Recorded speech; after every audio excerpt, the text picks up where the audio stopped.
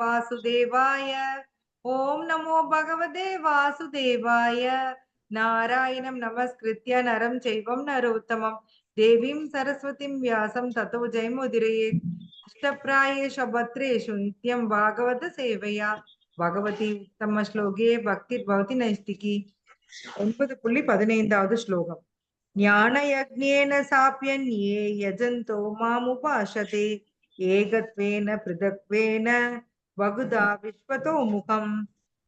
யாரோ ஒருத்தர் மொழிபெயர்ப்பு பொருளுரை படிங்க. ஹரே கிருஷ்ணா. கவிதா மாதாஜி படிக்கிறீங்களா? படிக்கிறேன் மாதாஜி. படிங்க. ஹரே கிருஷ்ணா. மொழிபெயர்ப்பு மற்றும் பொருளுரை வழங்கியவர் தெய்வ திரு ஆசா பக்தி வேதாந்த சுவாமி பிரபுபாதருக்கு ஜெய். ஜெய். ஞான யாகத்தில் ஈடுபட்டிருக்கும் பிறர் பரமபுருஷரை தன்னிகர் அற்றவராகவும் பலரில் வேறுபட்டவராகவும் விஸ்வரூபத்திலும் வழிபடுகின்றனர். பொருளுரை. இந்த ஸ்லோகம் முந்தைய ஸ்லோகங்களின் சுருக்கமாகும்.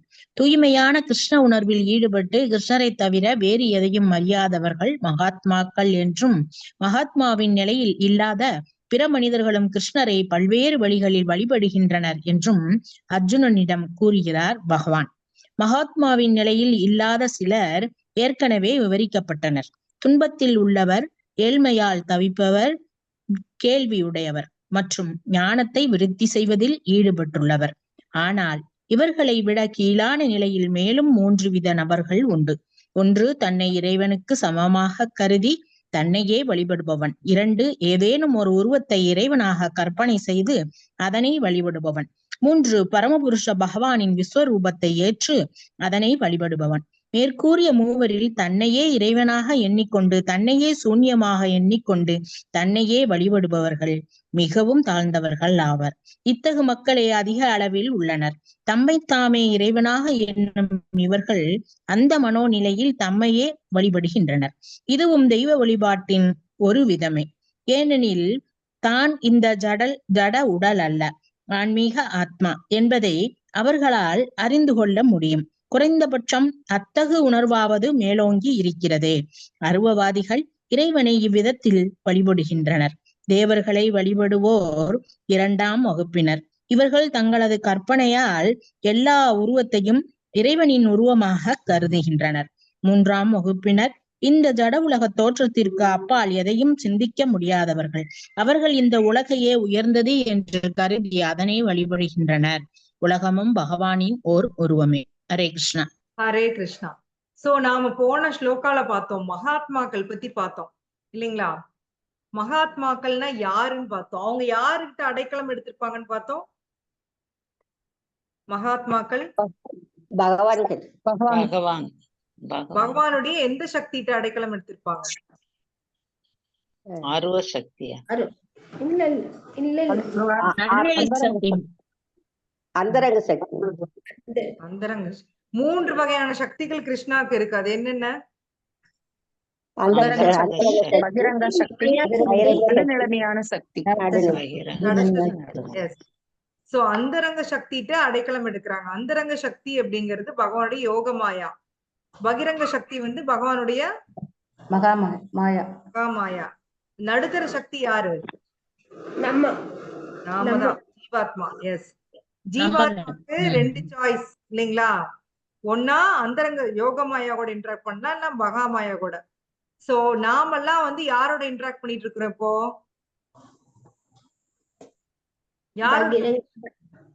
மகாமாயாவோட கண்ட்ரோல்ல தான் இருக்கும். சரிங்களா? டோட்டலா மகாமாயாவோட கண்ட்ரோல் இருக்கும். அப்பப்போ பக்தி பண்றோம், ஆனா டோட்டலா we are in control of மகாமாயா. ஆனா சில மகாத்மாக்கள், சில பேர் பகவானுடைய நித்திய சித்தாஸ் டிவோட்டீஸ், அவங்க வந்து யாரோட கண்ட்ரோல்ல இருக்காங்க?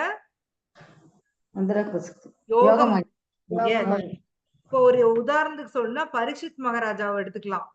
பரீட்சித் மகாராஜா வந்து உங்களுக்கு அந்த ஸ்டோரி எல்லாருக்கும் தெரியுமா? அவருக்கு வந்து ரொம்ப தண்ணி தாகம் எடுக்குது. தண்ணி தேடி காட்டுக்குள்ள அலன்னு அலையிறாரு. அப்போ வந்து ஒரு முனிவருடைய ஆசிரமத்துக்குள்ள போறாரு. அந்த முனிவர் பேரு சமீக ரிஷி. அவரு பாத்தீங்கன்னா நல்ல ஆழ்நிலை தியானத்துல இருக்காரு. அவருக்கு வந்து என்ன நடக்குதுன்னே தெரியல, நல்ல தியானத்துல இருக்காரு. பரீட்சித் மகாராஜாக்கு பயங்கர தண்ணி தாகம். அங்க வந்து தண்ணி தண்ணின்னு கேக்குறாரு. இவர் வந்து தியானத்துல இருக்காரு. உடனே இவருக்கு கோவம் வந்து, ஆக்சுவலி வீட்டுக்கு யாராவது வந்தா நம்ம என்ன குடுக்குறோம்? தண்ணி கொடுக்குறோம் மாதாஜி. ஏன் அதுக்கு அவ்வளவு இம்பார்ட்டன்ஸ் பாருங்க. தண்ணி ஒரு நமக்கு எதிரியா இருந்தா கூட என்ன சொல்லுவாங்க வீட்டுக்கு வந்தவங்களுக்கு? தண்ணி கொடுக்குறீங்களான்னு கேட்போம். சோ இப்ப பரீட்சித் மகாராஜா கோவம் வந்து என்ன பண்றாரு, சுத்திலும் பாக்குறாரு. அங்க வந்து ஒரு பாம்பு செத்து கிடக்குது. அதை எடுத்து தன்னுடைய வால்ல அதை எடுத்து இவருடைய கழுத்துல மாலையா போட்டுட்டுறாரு. அதுக்கப்புறம் கிளம்பி வந்துடுறாரு. ஆனா வந்தப்புறம் அவருக்கு வந்து ரொம்ப கஷ்டமாயிருது. நான் இப்படி பண்ணிக்கிட்டேனே. ஆக்சுவலி அது எல்லாம் நடந்தது யோகமாயாவோட ஏற்பாடு படி நடக்குது அத்தனையுமே இது. ஏன்னா அப்படிலாம் பண்ணக்கூடியவரே இல்ல பரீட்சித் மகாராஜா. அவருடைய குவாலிட்டிஸ் பாத்தீங்கன்னா பாகவத்துல அப்படி கொடுத்திருப்பாங்க. அவர் குழந்தையா இருக்கையிலேயே வந்து பகவானுடைய அந்த உருவ சிலையை வச்சுதான் விளையாடுவாராம். டாய்ஸே அப்படிதான் விளையாடுவாராம். அவ்வளவு ஒரு நல்ல ஒரு போட்டி, நல்ல போட்டி அவர். அப்படி இருக்கிறவருக்கு அப்படி தாகம் வந்து அந்த மாதிரி அவர் ரியாக்ட் பண்ணுது. அவருக்கே கஷ்டமாயிருது. இங்க வந்து சமீக ரிஷியோட பையன் வந்து ஒரு விளையாண்டு இருக்கான். அவன் வர்றான். பேர் என்ன? சிருங்கி. ஸ்ருங்கி. எஸ், ஸ்ருங்கி. அவன் வந்து பாக்குறான், தங்க அப்பாவோட கழுத்துல பாம்பு இப்படி கிடக்குது. அவனுக்கு யார் என்னன்னு மறுபடியும் பார்க்கல, புரிஞ்சிருது. இது பரீட்சித் மகாராஜா போட்டோன்னு அவனுக்கு ஒரே அழுகாச்சு. தங்க அப்பாவை இப்படி அவமானப்படுத்திட்டாங்களே, செத்த பாம்பு போய் கழுத்துல போட்டாங்களேன்னு ஒரே அழுக. உடனே அவன் வெளியில வர்றான், அவன் ஃப்ரெண்ட்ஸ் கிட்ட எல்லாம் சொல்றான். அப்போ அவன் வந்து அந்த ஃப்ரெண்ட்ஸுக்கு முன்னாடி ஒரு சபதம் போடுறான், அதாவது சாபம் கொடுக்குறான். என்னன்னா, யார் இந்த பாம்ப என் அப்பா கழுத்துல போட்டாங்களோ அவங்களுக்கு இன்னும் ஒரே வாரத்துல பாம்புனாலே சாவு வரும், பாம்பு கடிச்சு சாவு வந்துரும் அப்படின்னு சொல்லி சாபம் கொடுக்குறான். சோ பிரபுபாதர் அது கூட சொல்லுவாரு, பிராமணாஸ் வந்து டீவியேட் ஆனது இந்த ஸ்ருங்கிட்டு இருந்துதான். ஏன் அப்படின்னா பிராமணாஸ் அந்த மாதிரி கோவமே படக்கூடாது இல்லைங்களா? பிராமணாஸ் வந்து கோவமே படக்கூடாது.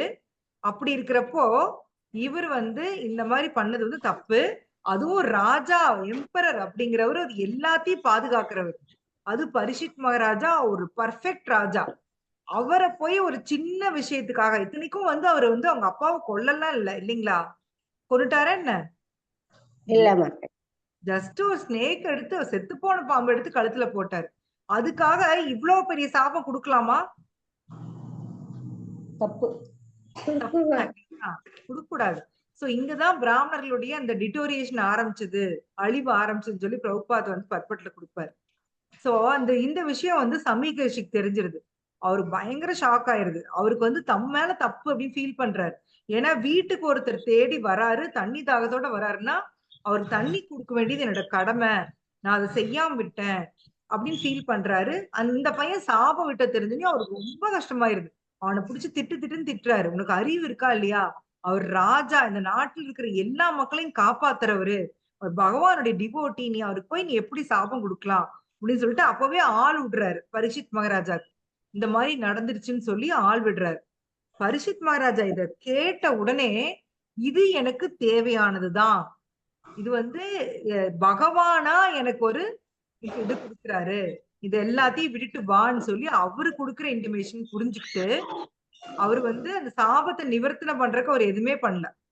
நாமளா இருந்தா ஏதோ ஒரு வழியில இந்த சாபம் வந்து விமோச்சனம் பண்ணணும் அப்படின்னு சொல்லி பரப்போம். ஆனா அவரு பாத்தீங்கன்னா அப்படியே அந்த சாபத்தை ஏத்துக்கிறாரு. ஏத்துக்கிட்டு அடுத்த செகண்ட் வீட்டை விட்டு எல்லாத்தையும் தன்னை போட்டிருந்த அந்த நகை, ட்ரெஸ், அந்த ராஜாவோட ட்ரெஸ் எல்லாம் கழட்டிட்டு சாதாரண ஒரு துணி போட்டுட்டு வீட்டை விட்டு கிளம்பி கங்கை கரையில போய் உட்கார்ந்துடுறாரு. அப்ப பாத்தீங்கன்னா இந்த விஷயம் கேள்விப்பட்டு எல்லாரும் வராங்க பரீட்சித் மகாராஜா பாக்குறதுக்கு. பெரிய பெரிய ரிஷிகள், முனிவர்கள், ராஜாக்கள், அப்புறம் மக்கள் எல்லாம் அந்த இடத்துக்கு வராங்க. அப்போ அந்த இடத்துக்கு பகவானுடைய ஏற்பாட்டின்படி யார் வராங்க? சுகதேவ கோஸ்வாமி. சுகதேவ கோஸ்வாமி வராரு. கரெக்டா அந்த இடத்துக்கு வராரு.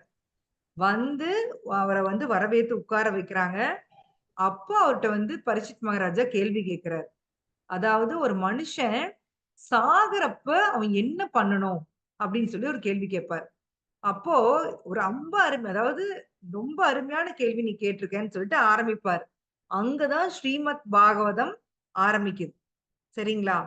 அந்த ஸ்ரீமத் பாகவதத்தை தன்னுடைய டிவோட்டி மூலம் வெளியில கொண்டு வர்றதுக்காக கிருஷ்ணா பண்ண பிளான் தான் இது எல்லாம். அவருடைய யோகமாயா பண்ண பிளான் தான் இது அத்தனையுமே. சோ யோகமாயா அப்படிங்கிறது வெறும் பகவானுடைய தூய பக்தர்கள் தான் யோகமாயாவோட கண்ட்ரோல்ல இருப்பாங்க.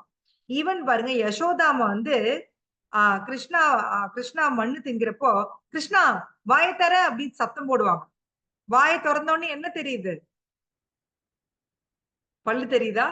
உலகம் பூரா தெரியுது பிரபஞ்சம் ஃபுல்லா தெரியுது. பிரபஞ்சம் பூரா.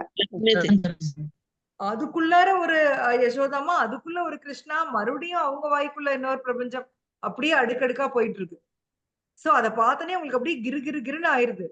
ஓ, ஒருவேளை என் பையன் வந்து கடவுளோ அப்படின்னு நினைக்கிறாங்க.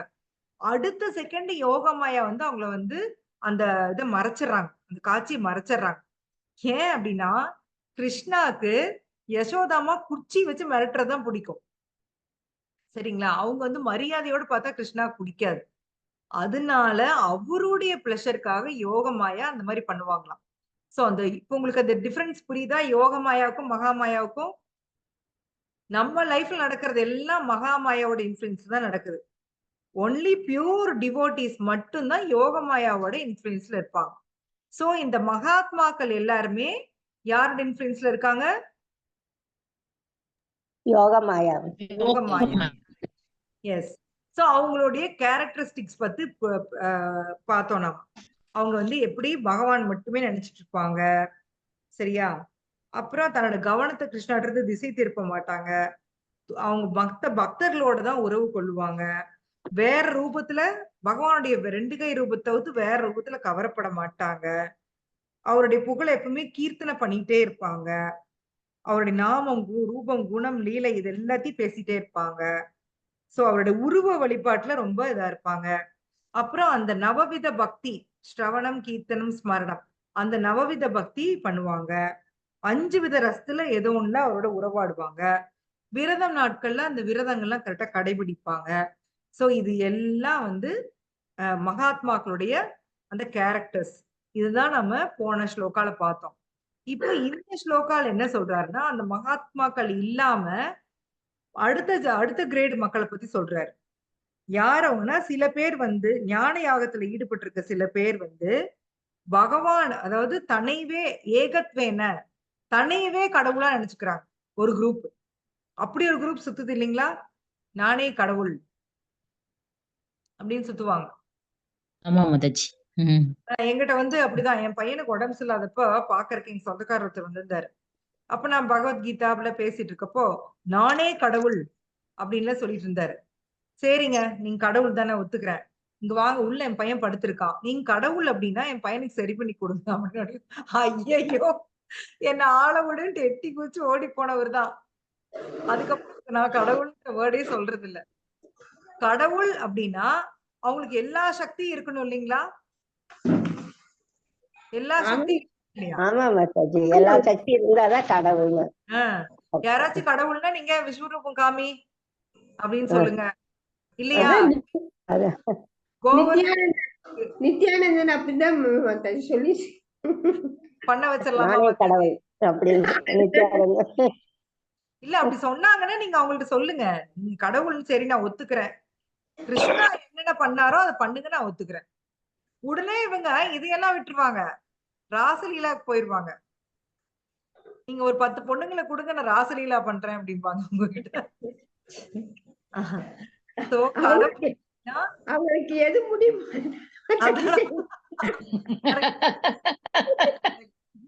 அவங்களுக்கு என்ன முடியுமோ அதுதானே சொல்லுவாங்க. கரெக்டான பாயிண்ட் மாதாஜி. சோ நானே கடவுள் அப்படின்னு சொல்றவங்க மாயாவாதிங்க. அவங்க என்னப்பாங்க, நானும் கடவுள் நீயும் கடவுள், இங்கிருந்து போனோனையும் இந்த உடலை விட்டு போனோனையும் கடவுளோட கலந்துரலாம். இந்த குரூப் இருக்கு இல்லையா, அவங்கதான் ஏகத்வேன அப்படின்னு பகவான் வந்து குரூப் பிரிக்கிறார். அடுத்தது பிருதக்வேன அப்படின்னா அவங்க யாருன்னா தேவ வழிபாடு பண்றவங்க. வெவ்வேறு விதமா சில பேர் அருவாளை கூட வழிபடுவாங்க இல்லைங்களா? வெவ்வேறு வழிபாடுகள் இருக்கு. மரத்தை வழிபடுவாங்க, அருவாளை வழிபடுவாங்க, நிறைய வழிபாடு இருக்கு. அதெல்லாம் பாத்தீங்கன்னா பிருதக்வேன. அடுத்தது வந்து விஸ்வதோமுகம் அப்படின்னா பகவானுடைய இந்த விஸ்வரூபத்தை, அதாவது விஸ்வரூபம் அப்படின்னா இந்த பிரபஞ்ச தோற்றம், அந்த பிரபஞ்ச தோற்றத்தை வந்து அவங்க வழிபடுவாங்க. அவங்களுக்கு வந்து அவரை ஒரு உருவமா அவங்களுக்கு புரியாது. அவங்க அவங்க வந்து பகவான் இந்த யுனிவர்சல் ஃபார்ம் சொல்லுவாங்க, இந்த பிரபஞ்ச தோற்றத்துல அவங்க வந்து வழிபடுவாங்க. சோ இந்த மாதிரி நிறைய பேர் இருக்காங்க அர்ஜுனா அப்படின்னு சொல்லி சொல்றாரு. சோ ஏற்கனவே வந்து பிரபுபாதங்க பொருளில் கொடுத்திருக்காரு. ஏற்கனவே ஒரு 4 பேர் பத்தி நம்ம 7ஆம் அத்தியாயத்துல பார்த்தோம். சுக்ருதியினர் யார் யார் அவங்க? துயருற்றோர், செல்வம் விரும்புவோர், கேள்வியுடையோர், பூரண ஞானம் பெறுவோர். பூரணத்தின் அறிவை தேடும். எஸ், துயருற்றோர், செல்வத்தை விரும்புவோர், கேள்வியுடையோர், பூரணத்தின் அறிவை தேடுவோர். சோ இவங்களும் 4 பேரும் சுக்ருதியினர். இவங்களும் டிவோட்டிகள் தான், ஆனா பியூர் டிவோட்டி கிடையாது அப்படின்னு பார்த்தோம். அவங்களுக்கு எப்ப பக்தி கிடைக்கும் அப்படின்னு பாத்தீங்கன்னா, எப்ப அவங்க ஒரு பியூர் டிவோட்டியை மீட் பண்றாங்களோ அப்ப அவங்களுக்கு பக்தி கிடைக்கும் அப்படின்னு சொல்லி பிரபுபாதர் கொடுத்திருப்பார். பியூர் டிவோஷன் கிடைக்கும் அப்படின்னு சொல்லி. சோ இந்த அவங்கள விட இவங்க கீழான நிலையில இருக்காங்க. ஏன்னா அவங்களாச்சும் வந்து கிருஷ்ணா தான் காட்னு தெரிஞ்சு வச்சிருக்காங்க, கிருஷ்ணாவை அப்ரோச் பண்றாங்க. ஆனா அவங்க தங்களுடைய தேவைகளுக்காக அப்ரோச் பண்றாங்க. ஆனா இங்க கொடுத்திருக்கிற 3 கேட்டகரி அதை விட ரொம்ப கீழே, தன்னைவே கடவுள் நினைச்சுக்கிறது. இது என்ன ஒரு பைத்தியக்காரத்தனம் இல்லைங்களா? நாம கடவுள் ஆக முடியுமா? நம்மளுக்கு என்ன கெப்பாசிட்டி இருக்கு? அந்த இவரு நீங்க சொன்னீங்களா, அந்த சோகால்டு குரு, அவர் என்ன சொன்னாரா, நான் வந்து சூரியனை கொஞ்ச நேரம் கழிச்சு உதிக்க சொல்லியிருக்கிறேன் இன்னைக்கு அப்படின்னாராம். இதெல்லாம் நடக்குமா? அத நம்பருக்கு ஒரு கூட்டம் இல்லைங்களா? சூரியன் இவர் பேச்ச கேட்பாங்களா? இந்த மாதிரி நிறைய சுத்திட்டு இருக்கு. சோ இன்னும் வந்து இன்னும் சில ஆன்மீக குருக்கள் பாத்தீங்கன்னா, அவங்க இறந்தப்புறம் அவங்க சேர்த்து வச்சிருந்த தங்கம், வைரம் அதெல்லாம் வந்து ரூம் ஃபுல்லா இருந்துச்சு அப்படின்னு கேள்விப்பட்டிருக்கேன். அவங்க யாரையும் கியூர் பண்ணாங்கன்னு சொன்னாங்க, ஆனா தங்களுக்கு வந்து டிசீஸ் அவங்களால கியூர் பண்ணிக்கல.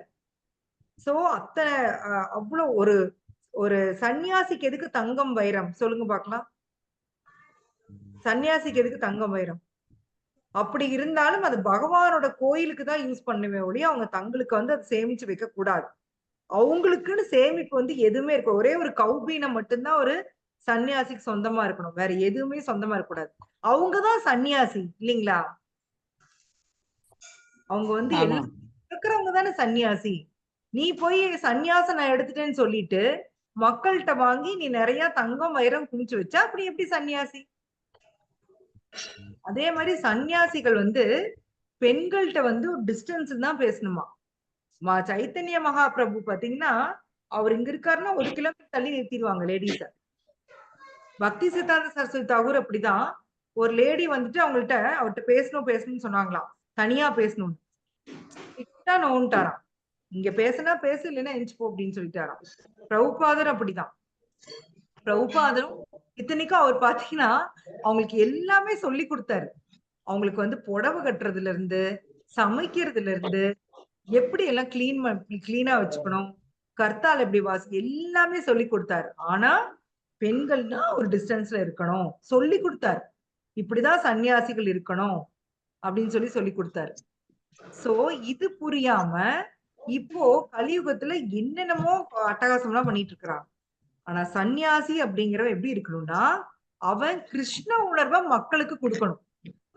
ஒரு சன்னியாசி வந்து ஒருத்தர் வீட்டுக்கு போறாரு அப்படின்னா அவருடைய வேலை என்னன்னா, அந்த கிரகஸ்தா டிவோட்டிக்கு கிருஷ்ண உணர்வை கொடுக்கறது தான். சோ கிரகஸ்தர்கள் வந்து சன்னியாசிக்கு வேணுங்கிறது எல்லாம் பண்ணி தரணும்.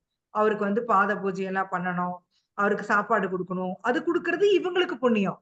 இவர் என்ன பண்ணுவாரு, அவங்களுக்கு போய் கிருஷ்ணா கான்சியஸ் கொடுப்பாரு. அது வந்து அவங்களுக்கு பெனிஃபிட் இல்லைங்களா? பரஸ்பரம் 2 பேருக்கும் பெனிஃபிட். அதுதான் ஒரு சன்னியாசியோட டியூட்டி. ஆனா கலியுகத்துல அது புரியாம நிறைய பேர் என்னமோ பண்றாங்க. சோ சாரி, நான் எங்க வந்துட்டோம் அப்படின்னா, இது வந்து மாயாவாதிகள் பத்தினது, தன்னைவே கடவுள் அப்படின்னு சொல்லிக்கிறது. ஈவன் பிரபுபாத் காலத்துல கூட அவருடைய டிசைபிள்ஸ் என்ன பண்ணாங்கன்னா, அவரை திருப்திப்படுத்துறோம்னு நினைச்சுக்கிட்டு பிரபுபாத் வந்து கடவுள், எங்க ஸ்பிரிச்சுவல் மாஸ்டர் வந்து ஒரு கடவுள் அப்படின்னு சொன்னாங்களாம். அப்படின்னு ஒரு இது பப்ளிஷ் பண்ணிருக்காங்க. பிரபுபாத்துக்கு வந்ததே கோபம், புடிச்சு கண்ணா பின்னான்னு திட்டி விட்டாராம். ஸ்பிரிச்சுவல் மாஸ்டர் வந்து கடவுளுக்கு ஈக்குவல் தான், ஆனால் கடவுள் கிடையாது. ஆன்மீக குரு கடவுளுக்கு இணையானவர், ஆனால் அவர் கடவுள் கிடையாது. குரு வந்து கடவுள் நம்ம சொல்லக்கூடாது, ஆனா கடவுளுக்கு ஈக்குவலா அவருக்கு ரெஸ்பெக்ட் கொடுக்கணும். ஆனா அவர் கடவுள் கிடையாது. ஒரே ஒரு கடவுள் தான் இருக்காரு. யார் அவரு? கிருஷ்ணா. பரமபுருஷர் கடவுள். சரியா? அவரை தவிர்த்து மித்தவங்க எல்லாருமே வந்து ஆர்டினரி ஜீவாத்மா தான். நான் உங்களுக்கு சொல்லியிருக்கேன் தேவர்கள் பத்தியும். அவங்களும் வந்து தேவர்களும் வந்து ஜீவாத்மாக்கள் தான். விட அதிகமா பயஸ் கிரெடிட் புண்ணிய செயல்கள் செஞ்சு அந்த தேவர்கள் அப்படிங்கிற அந்த பொசிஷனை அடையறாங்க. சோ அது வந்து తెలుసుకుంటాము. ஹரே கிருஷ்ணா. மாதா சாந்தி மாதாஜி மியூட் பண்ணிக்கோங்க. சோ தேவர்கள் வந்து அவங்கள கடவுளா நினைச்சு வழிபடுறது ரொம்ப ரொம்ப தவறு. இனி வரும், 9ஆம் அத்தியாயத்துல வரும். அது ரொம்ப தவறான மொழியில் செய்யப்படும் வழிபாடு. அவர்கள் கடவுள் கிடையாது. பகவான் கிருஷ்ணர் மட்டுமே கடவுள். தேவர்கள் அவரால் நியமிக்கப்பட்ட அதிகாரிகள். எதுக்காக அப்படின்னா இந்த பௌதீக உலகத்தை மெயின்டைன் பண்றதுக்கு. நீங்க போய் தேவர்களோட கோயிலுக்கு போய் அம்மன் கிட்ட போய் நீங்க தான் தெய்வம் அப்படின்னா அவங்க அப்படியே காதை பொத்திக்குவாங்க. உண்மையாவே அவங்க அதை விரும்ப மாட்டாங்க. அதே மாதிரி சிவன் கிட்டயோ முருகன் கிட்டயோ பிள்ளையார்கிட்டயோ போய் நீங்க தான் தெய்வம் சொல்லி நாம வேண்டக்கூடாது.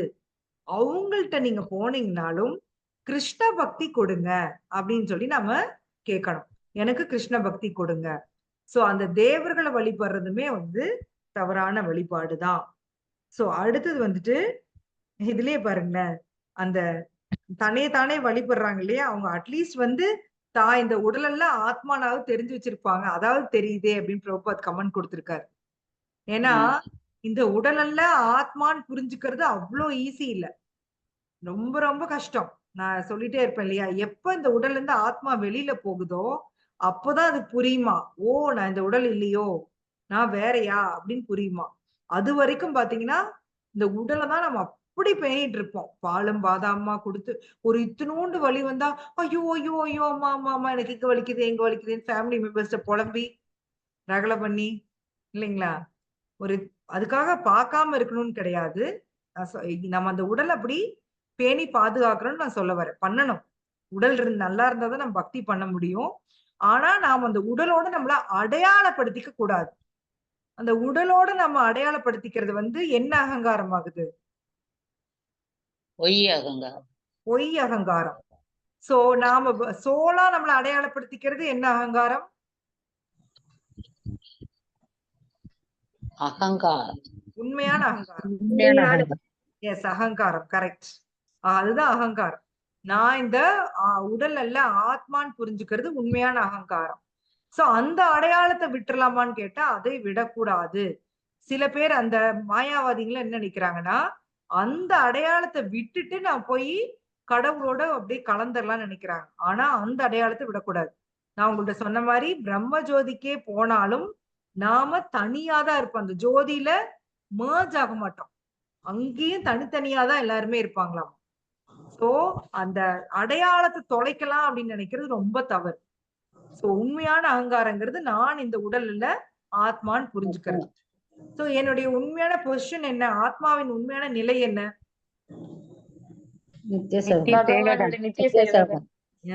பாத்தியா, இப்பதான் எல்லாரும் டக்கு டக்குன்னு வருது ஆன்சர்லாம். சரி, அதே மாதிரி இந்த 3 சக்திகள் நான் கேட்டா எல்லாம் ஒழுங்கா பதில் சொல்லணும். சரிங்களா? அந்தரங்க சக்தி, பகிரங்க சக்தி, நடுத்தர சக்தி, 3 ஒழுங்கா சொல்லணும். Okay, very good. சோ இப்ப ஜீவனுடைய உண்மையான ஸ்வரூப நிலை பகவானின் நித்திய தொண்டன். சோ ஏன் வந்து அந்த பிரம்ம ஜோதியில போய் கலக்கிறது அவ்வளவு வந்து நல்ல ஒரு முக்தி இல்ல அப்படின்னு சொல்றாங்க அப்படின்னா, அங்க வந்து பகவானுக்கு சர்வீஸ் கிடையாது. நாம பாட்டுக்கு அங்க அப்படியே இருப்போம், அவ்வளவுதான். அங்கேயும் ஒரு ஆனந்தம், பிரம்மானந்தம் இருக்குமாமா. ஆனா அங்க வந்து பகவானுக்குடைய சர்வீஸ் கிடையாது. சோ சர்வீஸ் இல்லைன்னா அங்க வந்து பக்தன் வந்து அந்த இடத்துல விரும்பவே மாட்டான். பக்தனுடைய ஒரே மோட்டிவ் என்னன்னா பகவானுக்கு சேவை செய்வது. சோ அதுதான் வந்து நம்மளுக்கு ஹையஸ்ட் பிளஷர் கொடுக்கும் இந்த பௌதீக உலகத்துல.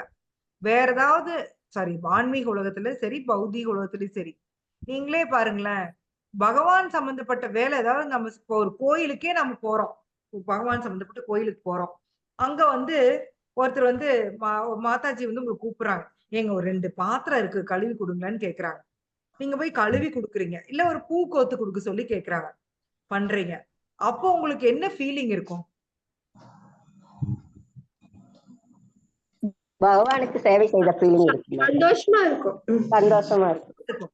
உள்ளுக்குள்ள ஒரு திருப்தி ஃபீல் பண்ணுவீங்க இல்லையா? கண்டிப்பா மாதாஜி. ஒரு திருப்தி இருக்கும். அந்த திருப்தி வேற எதுலயும் கிடைக்காது பாத்தீங்கன்னா.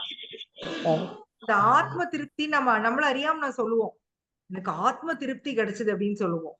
சோ அந்த ஆத்மாக்கு திருப்தி எப்ப கிடைக்கும் அப்படின்னா, பகவானுக்கும் பகவானுடைய பக்தர்களுக்கும் சேவை செய்யறப்ப மட்டும்தான் கிடைக்கும். மத்தபடி நீங்க வேற இந்த பௌதிக உலகத்துல வேற என்ன பண்ணீங்கனாலும் உங்களுக்கு கிடைக்காது. நீங்க பல கோடி செலவு பண்ணி லக்ஸூரியஸ் வெட்டிங் பண்ணலாம், என்ன வேணா நீங்க பண்ணலாம். ஆனா அந்த ஆத்ம திருப்தி கிடைக்காது.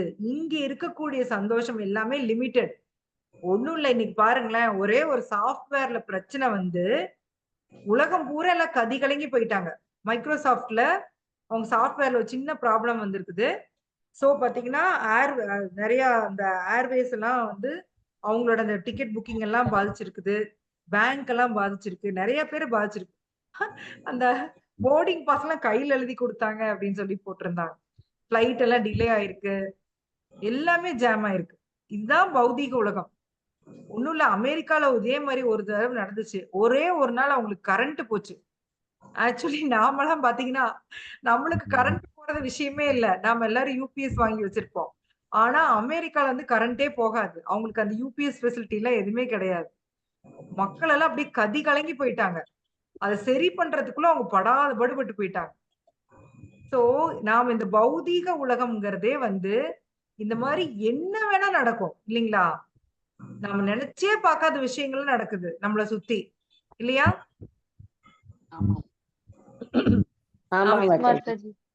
தப்பே வராதுன்னு நினைப்போம். இன்னைக்கு கூட சிஸ்டர் சொன்னாங்க, எனக்கு கால் வலியே வராதுன்னு நினைச்சேன், ஆனா வந்துருச்சு அப்படின்னாங்க. நமக்கு வராது நடக்காது அப்படின்னு நினைச்சோம்னா அதெல்லாம் உண்மை இல்லை. நமக்கு வந்து 30 வயசுக்கு மேல ஆயிடுச்சு, 20 வயசுக்கு மேலேயே டிட்டோரியேஷன் ஆரம்பிச்சிரும். கொஞ்சம் கொஞ்சமா செல் எல்லாம் அழிய ஆரம்பிச்சிரும். 40, 50, 60 கீழே அப்படியே பாடி டவுன் ஆயிட்டே வரும். 70, 80ங்கிறப்போ ரொம்ப டவுன் ஆயிரும். அது வந்து ஒவ்வொருத்தருடைய உடல்வாக பொறுத்து. சோ எனக்கு இது வராது அப்படின்னு நம்ம நினைக்கிறதுக்கு எதுவுமே இல்லை. யாருக்கு வேணாலும் இந்த பௌதீக உலகத்துல என்ன வேணா நடக்கலாம். சோ நான் வந்து அப்படி நம்ம திமிரா இருக்கிறதுக்கு, அதாவது திமிரா இல்ல, நம்ம அந்த மாதிரி நினைக்கிறக்கே வந்து வாய்ப்பே கிடையாது. அந்த மாதிரி இருக்கவே வாய்ப்பே கிடையாது. யாருக்கு வேணா என்ன வேணா நடக்கும். அதுதான் இந்த பௌதீக உலகம். துக்காலயம் அசாஸ்வதம். சோ பகவான் என்ன சொல்றாருன்னா, இதெல்லாம் இப்படிப்பட்ட மனிதர்கள் இருக்கிறாங்க, மகாத்மாக்கள் எப்படி இருக்காங்க, இந்த மாதிரி மனிதர்கள் இருக்கிறாங்க. அப்ப நாம என்னவாக ட்ரை பண்ணணும் சொல்லுங்க? இந்த ஏகத்வேன பிருதக்வேன விஸ்வதோமுகம் இப்படி ஆகணுமா, இல்ல மகாத்மா ஆகணுமா? மகாத்மா ஆக ட்ரை பண்ணணும். எஸ், வள்ளுவர் கூட சொல்லுவாரு, உள்ளுவதெல்லாம் உயர்வுள்ளல், இல்லைங்களா? என்னால முடியுமோ முடியாதோ, நான் எய்ம் பண்றது வந்து நல்லா ஹையா எய்ம் பண்ணணும்னு சொல்லுவாரு. அது மாதிரி நாம எய்ம் பண்றது என்ன அப்படின்னு பாத்தீங்கன்னா, மாதாஜி சொன்ன மாதிரி மகாத்மா ஆகணும். என்னால முடியுமா முடியாதுங்கிறது எனக்கு தெரியாது, அது பகவான் கையில இருக்கு. ஆனா நான் வந்து முயற்சி பண்ணணும், அதுக்கு கொஞ்சமாவது நான் முயற்சி பண்ணணும். இப்ப மகாத்மாவோட குவாலிட்டிஸ் எல்லாம் நீங்க பாத்தீங்க. அப்ப நம்ம அதெல்லாம் நம்ம அப்படி பண்ண ட்ரை பண்ணுமா இல்லையா சொல்லுங்க? அதுல கொடுத்திருக்கிறது ஏதாவது கஷ்டமான விஷயமா இருக்கா சொல்லுங்களேன்? எப்பவும் எனக்கு கீர்த்தனை பண்ணணும், என்னோட புகழ பாடணும், எனக்கு வந்து வந்தனை பண்ணும் பகவான் சொல்றாரு. அவங்களாம் தான் மகாத்மான்னு சொல்றாரு. அதெல்லாம் ஏதாவது கஷ்டமான விஷயமா?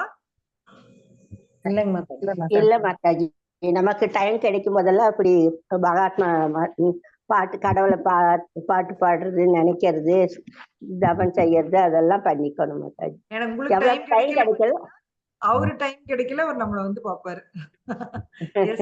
இல்ல ஃப்ரீ டைம் தானே மாதாஜி பண்ண முடியும், அதுக்கு டைமும் ஒதுக்கலாம், அவ்வளவு. 24 மணி நேரம் டைம் இருக்கு. சோ நாம இவ்வளவு நாளா வந்து நிறைய டைம் வேஸ்ட் பண்ணோம். இனிமே டைம் வேஸ்ட் பண்ணாம எனக்கு எனக்கு கொடுத்திருக்கிற அந்த 24 மணி நேரத்துல எவ்வளவு நேரம் நான் பகவானுக்காக யூஸ் பண்ண போறேன். மாதாஜி சொன்ன மாதிரி நம்மளால 24 மணி நேரம் கிருஷ்ணாவை நினைக்கிறது ரொம்ப கஷ்டம். அதுக்கு பதிலா என்னோட வாழ்க்கை முறைய இப்ப நான் வந்து எனக்கு ஃப்ரீ டைம் கிடைக்கல, பகவத்கீதை படிப்பேன், பாகவதம் படிப்பேன், லெக்சர் கேட்பேன். இந்த மாதிரி நம்மள வடிவமைச்சுக்கிட்டோம் அப்படின்னா ஆட்டோமேட்டிக்கா நம்ம கிருஷ்ணா கான்சியஸா இருப்போம் இல்லைங்களா? இப்ப நம்ம பகவானை பத்தி நம்ம பேசுறோம், டிஸ்கஸ் பண்றோம். இப்போ இந்த 1 மணி நேரம் நீங்க எங்கூட இருக்கிறது வந்து நீங்க பகவானை பத்தின அந்த கான்சியஸ்ல நம்ம இருக்கோம் இல்லைங்களா? இந்த பௌதிக கான்சியஸ்ல இருந்து விலகி கொஞ்சமாவது நம்ம பகவானை பத்தி நம்ம யோசிக்கிறோம். சோ அந்த மாதிரி நம்மளுடைய வாழ்க்கை முறை நம்ம வடிவமைச்சுக்கணும். எடுத்தோன்னே நான் பியூர் டிவோட்டி ஆயிட முடியுமானா எடுத்தோன்னே யாரும் அம்பானி ஆக முடியாது. அம்பானி ஃபர்ஸ்ட் தீருபாய் அம்பானி என்ன பண்ணாரு? பெட்ரோல் பங்க்ல பெட்ரோல் போட்டாரு சரிங்களா? அதுக்கப்புறம் படிப்படியா சம்பாரிச்சுதான் இன்னைக்கு வந்து அவங்க ஃபேமிலி இன்னைக்கு இந்த நிலைமையில இருக்கு. அது மாதிரி நாமளும் பக்தியில எடுத்தோன்னே அம்பானி ஆயிட முடியாது. பேபி ஸ்டெப் எப்பவுமே சிஸ்டர் சொல்லுவாங்க, பேபி ஸ்டெப் எடுத்து வைக்கணும். ஒரு குழந்தை எப்படி நடக்கும்? காலை அப்படி தள்ளி தள்ளி வச்சு நடக்குமா? தத்தி தத்தி நடக்கும். குட்டி குட்டியா ஸ்டெப் வைக்கும் இல்லைங்களா? தத்தி தத்தி நடக்கிறதுக்கு என்ன காரணம்? கால்ல குட்டி பலம் குட்டியா ஸ்ட்ரென்த் இருக்காது, கால் ஸ்ட்ரென்த் இருக்காது. அதனால குட்டி குட்டி ஸ்டெப்பா வைக்கும். அது மாதிரி நாமளும் பக்தியில குட்டி குட்டி ஸ்டெப்பா வைக்கணும்.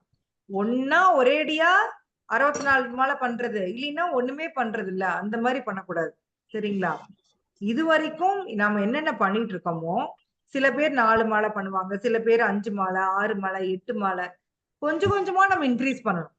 8ங்கிறது 10, 4ங்கிறது 6, 16 பண்றீங்களா? உங்களுக்கு இன்னும் டைம் இருக்கா? இன்னும் சேர்த்தி பண்ணுங்க, இன்னும் 2 சேர்த்தி பண்ணுங்க. சோ நான் பண்றதுனால தப்பே கிடையாது.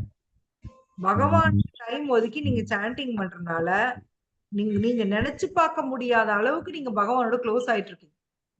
பகவான் நெருங்கறதுக்கு இந்த கலியுகத்துல நம்மளுக்கு கிடைச்சிருக்கிற ஒரே வழி வந்து இந்த சாண்டிங் தான், ஹரே கிருஷ்ண மகா மந்த்ரா. சோ இந்த மந்த்ராவை நம்ம விட்டுறக்கூடாது.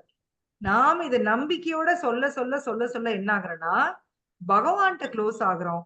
அப்போ பாத்தீங்கன்னா இந்த பௌதீக தாக்கங்கள் நம்மள்ட்ட வந்து குறைய ஆரம்பிக்கும். யார் உங்களை டார்ச்சரே பண்ணாலும் நீங்க வந்து அதை மைண்ட் பண்ணாத அளவுக்கு நீங்க ஆயிருவீங்க. அந்த அளவுக்கு நமக்கு பக்குவம் வந்துடும். ஏன்னா இது எல்லாமே டெம்பரரி நம்மளுக்கு புரிய ஆரம்பிச்சிடும். சோ இந்த ஜீவாத்மா முக்குணத்தினால கஷ்டப்படுது, அது முக்குணத்தினுடைய ஆதிக்கத்துல சொல்றதுக்கு நான் ஏன் அதை வச்சு ஒரி பண்ணணும்? அது சொல்றதுல என்னுடைய பாடி தான். நான் வந்து சோல், என்னுடைய ஒரே டியூட்டி பகவானுக்கு சேவை செய்யறதுதான். நான் எதுக்காக இதெல்லாம் பொருட்படுத்தணும்? இந்த பக்குவம் நம்மளுக்கு வந்துருமா? சோ இந்த பக்குவம் வர்றதுக்குதான் நம்ம பகவத்கீதை படிக்கிறோம், பாகவதம் படிக்கிறோம், சாண்டிங் பண்றோம். இது எல்லாமே பண்றது இதுக்கு பிரசாதமா எடுத்துக்கிறோம். சோ இது பண்ணி படிப்படியா நம்ம பகவானோட சர்வீஸ்ல ஈடுபடுறப்போ கண்டிப்பா நம்ம மகாத்மா ஆக முடியாதுன்னு இல்ல, எப்பன்னு தெரியாது, ஆனா கண்டிப்பா ஆகும். எப்ப எந்த ஜென்மம்னு நமக்கு தெரியாது, அது கிருஷ்ணா பார்த்துப்பாரு. ஆனா அதுக்கான வழிமுறை இதுதான். ஓம் ஹரே கிருஷ்ணா. யாருக்காவது ஏதாவது டவுட்ஸ் இருந்தா நீங்க கேளுங்க.